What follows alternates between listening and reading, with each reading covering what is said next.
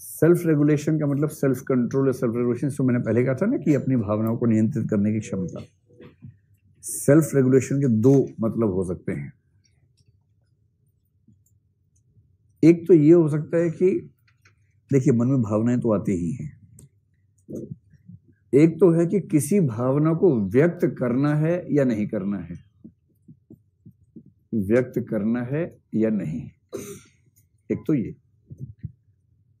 और यदि किसी भावना को व्यक्त करना ही है तो उसकी इंटेंसिटी, उसकी तीव्रता, अभिव्यक्ति की तीव्रता क्या होनी चाहिए।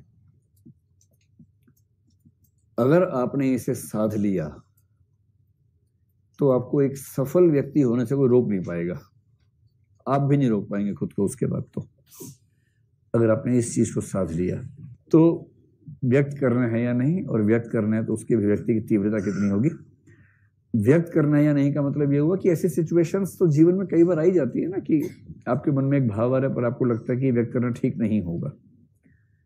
जैसे पेरेंट्स के सामने कई बार होता है, पेरेंट्स कभी कभी खराब तरीके से डांट भी देते ही होंगे आप लोगों को, और आपको ये भी लगता होगा कि इस उम्र में ऐसी डांट सुनना तो ठीक नहीं है, मन में खूब विरोध का भाव आता होगा, पर आपको उसी समय लगता होगा कि नहीं कोई बात नहीं, वो जिस उम्र में है, जिस टेम्परामेंट में है, उनका कहना बुरा नहीं मानना चाहिए। या सीधे सीधे उपयोगितावादी भाव कि चेक यहीं से आता है हर महीने, ये मेरे पेटीएम फादर हैं, तो एटीएम फादर बोलते थे, आजकल एक कंसेप्ट है एटीएम फादर। वो फादर जिससे इमोशंस नहीं मिलेंगे, टाइम नहीं मिलेगा, बच्चे बाप में कोई रिलेशन नहीं है सिवाय एटीएम के, कि जब जब बच्चे को पैसे की जरूरत है बाप पैसे की सप्लाई करता रहेगा, ये संबंध है एटीएम फादर। तो हमने रोक लिया अपने गुस्से को, इमोशंस को। ये आपके साथ अभी जो स्थिति है उसमें कभी कभी होता है ना, पढ़ाई कर रहे हैं अच्छे से, आईएएस बनने का ख्वाब है, सब कुछ है, इतने में एक झोंका सा आ गया जीवन में, कोई बहुत अच्छा लगा, उसने कह दिया कि हम लोग सोच सकते हैं अच्छे जीवन के बारे में। आपकी चेतना में तूफान, सुनामी, चक्रवात सब आना शुरू हो गया, डामाडोल हो गया कि हाँ बोलूं कि ना बोलूं, हाँ बोलूं कि ना बोलूं, हाँ बोलूं कि ना बोलूं, ऐसी स्थिति आ जाती है। और फिर कुछ दिनों के बाद चीजें स्थिर हो गई, आपने जी कड़ा करके मना कर दिया कि ना भाई ना, आईएएस के सामने कुछ नहीं, हम तो आईएएस बनने आए हैं, ये सब तो माया का प्रकोप है, इस सब से हम बचना जानते हैं।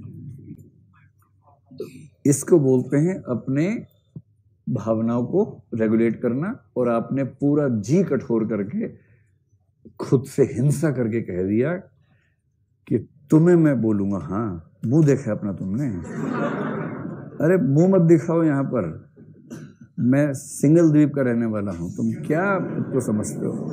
तो ऐसी कुछ बात बोल के मतलब कि आप टाल दीजिए उसको। कुछ बच्चे समझ गए कोड वर्ड को, बाकी कोड वर्ड को नहीं समझ। सिंगल द्वीप के बारे में ख्याति है, श्रीलंका मतलब सिंगल द्वीप के बारे में ख्याति है कि वहां के लोग सबसे सुंदर होते हैं, एक जमाने में ऐसी ख्याति थी, तो इस कंटेक्स्ट में कह रहे हैं। चलिए, फिर अगर अभिव्यक्त करना ही है तो उसकी तीव्रता कितनी हो।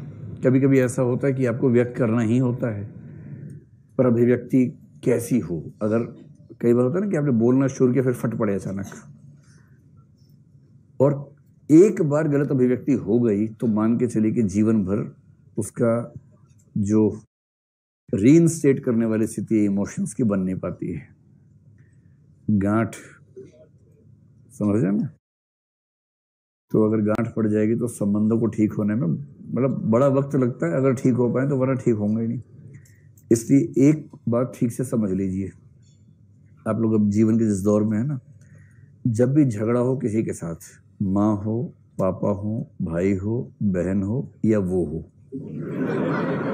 मैं आपको एक सीरियस सलाह दे रहा हूँ। सीरियस सलाह ये है कि अगर कभी ऐसी स्थिति आ जाए ना कि आप अपने किसी व्यक्ति से जो जिसके साथ अच्छे संबंध रहे आपके, कोई नाराजगी हो गई, झगड़ा हो गया, बात कर रहे हैं, पहली बात तो कितना भी बुरा संबंध हो जाए वो सच मत बोलिएगा जो आपने बहुत दिनों से संभाल के रखा हुआ है, ठीक है। और किसी वर्तमान झगड़े में अतीत को लेके मत आइएगा।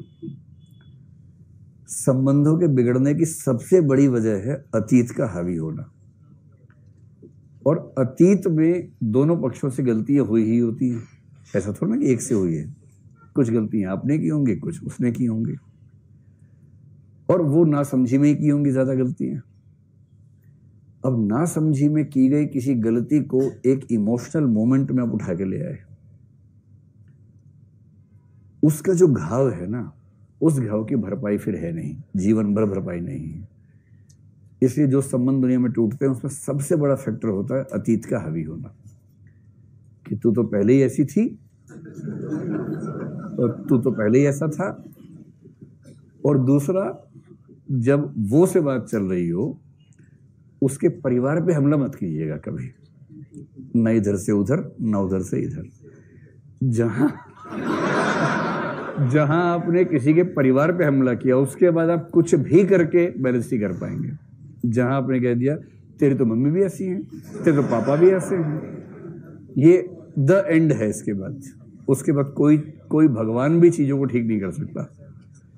इसलिए ये सब चीजें, वैसे जब आप शादी वादी करेंगे आपके पेरेंट्स आपको समझाएंगे, समझाना भी चाहिए। पेरेंट्स का ये काम भी होता है, खाली एटीएम नहीं होता पेरेंट्स का काम, ये भी होता है, पर कई बार ऐसा होता नहीं है और बच्चे अपनी गलतियों से ही सीखते हैं।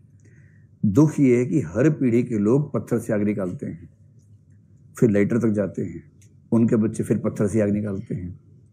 समझे मैं क्या कहना चाह रहा हूँ? इमोशनल मैच्योरिटी से दुनिया के बहुत सारे झगड़े खत्म हो सकते हैं, लेकिन उसकी ट्रेनिंग हमारे सिस्टम में तो नहीं के बराबर है। अमेरिका में गोल्डमैन ने बड़ा कमाल किया है।